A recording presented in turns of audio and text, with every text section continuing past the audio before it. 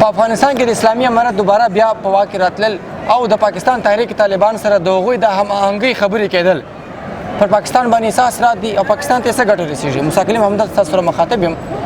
د نمل یونیورسټۍ اسلام آباد د نړیوالې اړیکې زده کوونکی یم او په دغه موضوع باندې زه ریسرچ کوم. د دې ریسرچ د معلومات اخیستلو دپاره ما په څنګ کې د ځان سره د همدغې موضوع دپاره حزب الله صاحب چې د انټرنیشنل ریلیشنز د کوونکی دی او د پارچنار سره تعلق دی. حزب الله صاحب تاسو په دې اړه څه وایاست؟ ټول نو ولغو موسی کلیم صاحب همدرد صاحب تاسو مننه چې ټي پی امارت اسلامي د یو تنظیم دی چونکې د دوی امیر المؤمنین یو دی. کته وګورئ د ملا عمر مجاهد صاحب وخت نه وګورئ تر اوسه پورې د دوی یو امیر پاتې شوی دی خو بیا ټي پی چې کوم د پاکستان په نوم یادېږي.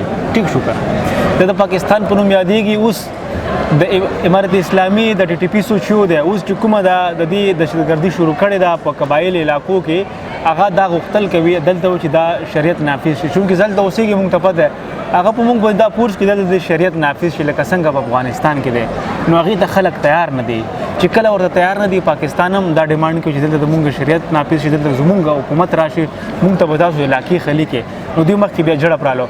اوس دی کې پاکستان ته څه فایده ده؟ پاکستان ته فایده شته دی لکه دلته کې اوس امریکا بیس غواړي یا چین ته پکې فایده ده امریکا ته پکې دا فایده پاکستان کې بلکې مونږ چې کوم سپیک جوړو د دې لک ډسټرب کیږي ته نه انډیا ته پاکستان ته څه فایده ده؟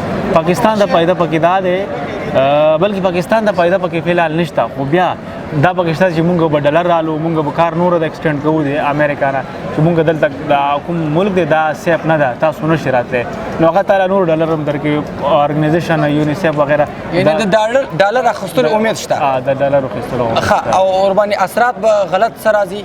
غلط اثرات به دا راځي دلته به د دهشتګردي پیلاو کېږي دلته به ماشومان پښتانه ورونه بیا هم قتل عام کېږي دلته به کاروبار سټاپ کېږي د خلکو ایجوکیشن به خرابېږي د دواړو طرف.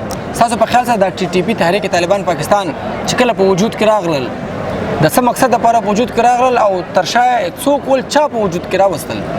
دا ټي پی چې چا جوړ کړی دا پاکستان جوړ کړی دی دا خپل هغه وخت مشرف هغه جوړ کړی دی. ټیک شو افټر دیټ چې کله دا جوړ شو نو دی هغه وخت پاکستان کې حملې کولې څه کول خو څه کول خو هغه خپل مفادات وه مشرف وایي که سل پښتانه مړه شي نو که یو لاک څه مسله نشته نو هغه جوړ کړی و د دې هغه وخت نه دا شی سیستم روان و. ښه د حزب الله صاحب وینا دا ده چې پاکستان ټي پی جوړه کړې وه د مشرف په وخت کې مشرف خپله جوړه کړې وه او د ده وینا داسې ده چې هغه ویلو که چېرته سل پښتانه مړه شي چې ما ته پکې فایده وي که وطن ته پکې فایده وي وطن ته پکې ډالر ته پکې فایده چې ډالر میلاو شي ډالر راشي نو پروا نه کوي.